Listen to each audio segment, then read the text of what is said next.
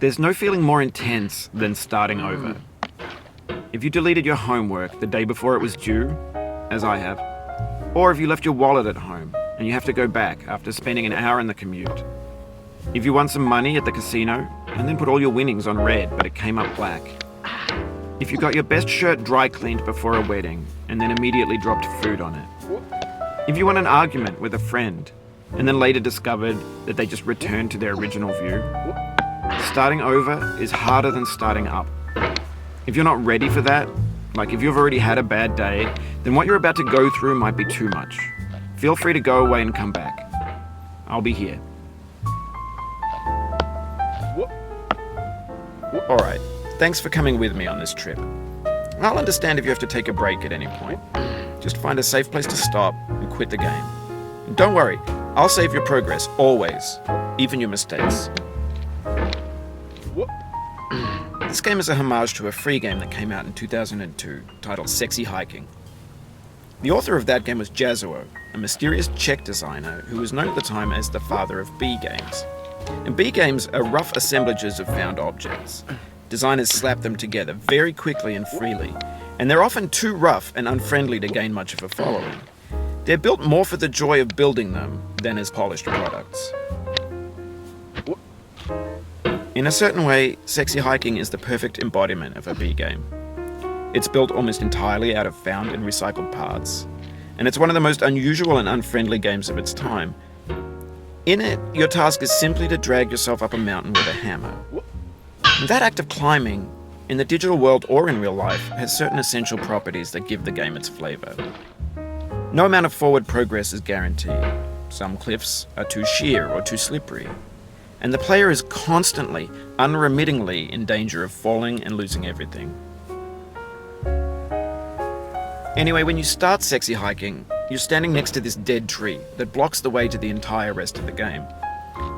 It might take you an hour to get over that tree, and a lot of people never got past it.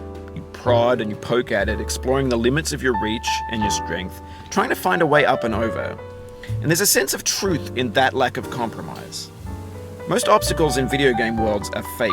You can be completely confident in your ability to get through them once you have the correct method or the correct equipment or just by spending enough time.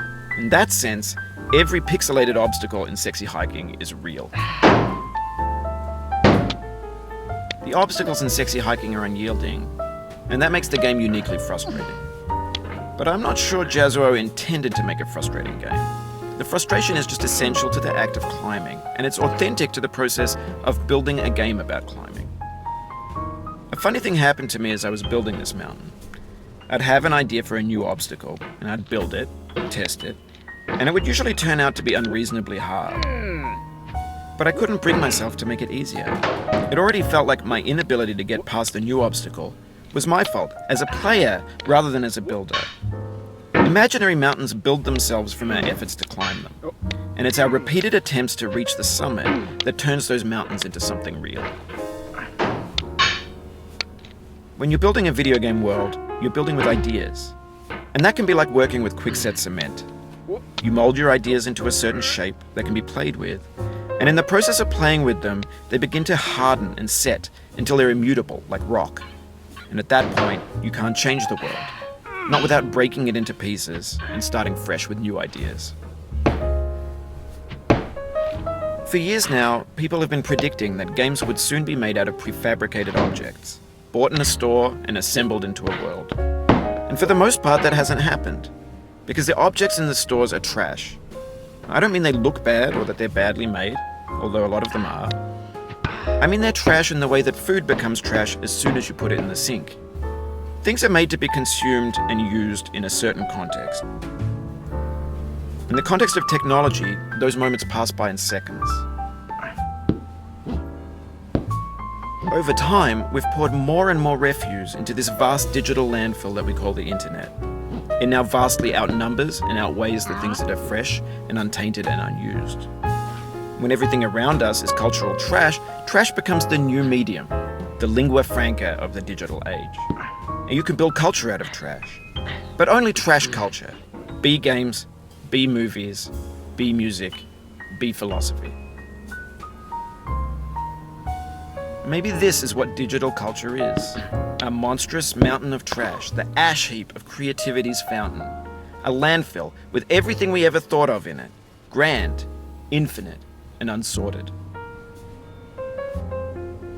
There's 3D models of breakfast, Gen X's fanfic novels, scan magazines, green screen Shia LaBeouf, banned snuff scenes on LiveLeak. Facebook's got lifelike bots with unbranded adverts and candid shots of Kanye and Taylor Swift mashups.